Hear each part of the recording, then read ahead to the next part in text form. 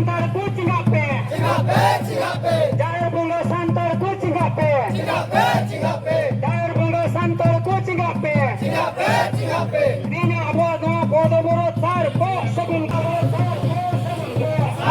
segun ko.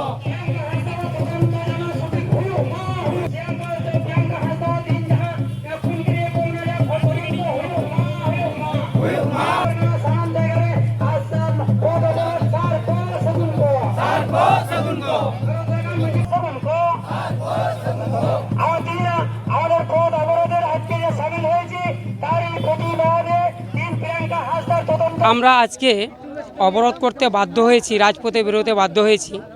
আমাদের স্বাধীনতা দিবস এর আগের দিন, যেটা 14ই আগস্ট, আমাদের দূরশিক্ষা প্রার্থী যিনি প্রিয়াঙ্কা হাঁসদা ছিলেন, তিনি গত 14ই আগস্ট যে শক্তিগড়ে, বর্ধমান ডিস্ট্রিক্টের শক্তিগড়ে তিনি নির্মমভাবে অত্যাচারিত হয়ে গলা কেটে, তাকে যে চিত্রে দেখা যাচ্ছে তাতে গলা কেটে এবং নির্মমভাবে অত্যাচার করে তাকে খুন করা হয়েছে।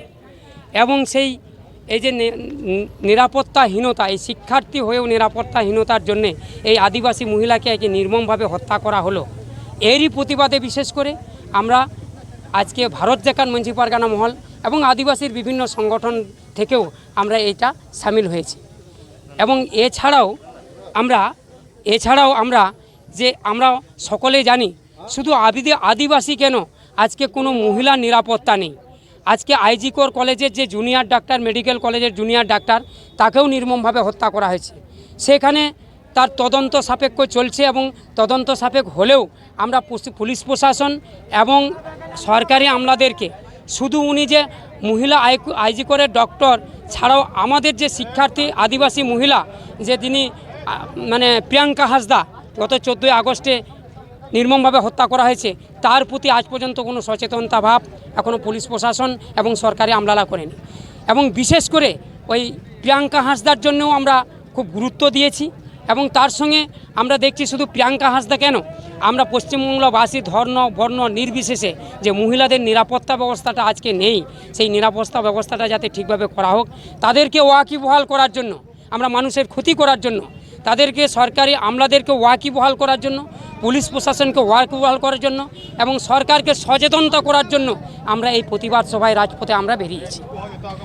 এবং এটা অনেক সময় দেখা যাচ্ছে যে একজন মানে সাংবাদিকরাও দেখা যাচ্ছে যে এখানে একটা প্রভাবশালী ব্যক্তি খুন হচ্ছে, সেখানে একটা সাংবাদিক করা হচ্ছে। একজন প্রভাবশালী কেন, আমি মনে করি জীবনে সবাই সমান। আপনার জীবন, আমার জীবন, আমরা একইভাবে জীবিত আছি। কিন্তু আজকে এই যে বর্ণ নির্বিশেষে যে শ্রেণী হোক না কেন, বিশেষ করে মহিলাদের প্রতি আজকে যে নির্যাতন হচ্ছে এবং এই নির্যাতন করে তাদের খুন করা হচ্ছে, তারা আমাদেরই ভবিষ্যতের মা বোন এবং তারা তারা মা বোন এবং আমরা তাদেরই ভাই বোন, বাবা বা দাদা আছি। কিন্তু কেন এই মহিলাদেরকে নির্যাতন করা হচ্ছে, রাস্তাঘাটে আমরা যেভাবে মানে হত্যা করা হয়েছে এবং আদিবাসীদেরকেও এটা এইভাবে যে কোনো তদন্ত করা হচ্ছে না, তার জন্য এটা প্রতিবাদ করা হচ্ছে। আমরা এটাই আমরা প্রথম দিকে চেয়েছিলাম যে আমরা সকাল থেকে এই পথসভাটাকে করব, পথ অবরোধটাকে করব, কিন্তু আমাদের এটা চিন্তাভাবনা আছে যে এখানে মানুষের জন্য অসুবিধা করার জন্য নয়, সরকারি পুলিশ প্রশাসন এবং আমলাদেরকে সচেতনতা করার জন্য আজকে প্রশাসন এখানে এসেছি। আজকে কোনো কাউকে অসুবিধা করার জন্য আমরা এটা জানলাম যে আজকে বিভিন্ন স্কুল কলেজে বিভিন্ন সেমিস্টারের পরীক্ষা আছে, সেই সেমিস্টার পরীক্ষা থাকার জন্য আমরা এই সিদ্ধান্ত নিয়েছি না, সেই সকাল 11টা নয়, 11টার একটু পর থেকে আমরা অবরোধ করব এবং যথারীতি 2-4 ঘন্টা আমরা অবরোধ করব, যাতে এখানে সাধারণ জনগণ হয়তো আমরা অসুবিধা হচ্ছে, কিন্তু পুলিশ প্রশাসন এবং সরকারি আমলারা বুঝুক এবং সরকারি লোকরা বুঝুক যে আজকে মানুষ, গ্রাম বাংলা থেকে মানুষ আর রাজপথে বেরোতে বাধ্য হচ্ছে। আমরা রাজপথে বেরোতে বাধ্য হয়েছে এইটাই কারণে যে আমাদের মহিলাদের কোনো নিরাপত্তা নেই। শুধু মহিলা কেন, পরবর্তীতে আমরা পুরুষদেরও, কোনো সাধারণ জনগণের কোনো নিরাপত্তা থাকবে না। তাই আমরা আজকে প্রত্যেকটা ব্লকে প্রত্যেকটা জেলায় পশ্চিমবাংলায় সে আদিবাসী ভারত জাকাত মঞ্জি পারগানা মহল থেকে আজকে এই পথসভাটা করা হচ্ছে এবং পথ অবরোধটা করা হচ্ছে, যাতে ওই আমার এই প্রিয়াঙ্কা হাঁসদার খুনিদেরকে তদন্ত করা হোক এবং তাদের গ্রেপ্তার করে বিচার করে তাদের কঠোর থেকে কঠোর শাস্তি দেওয়া হোক। আমার নাম বোধন মাড্ডি, ভারত জাকাত মাঝি পারগানা মহলের অ্যাসিস্ট্যান্ট, বীরভূম জেলা মাঝি পারগানা মহলের অ্যাসিস্ট্যান্ট বাবা মাঝি পারগানা।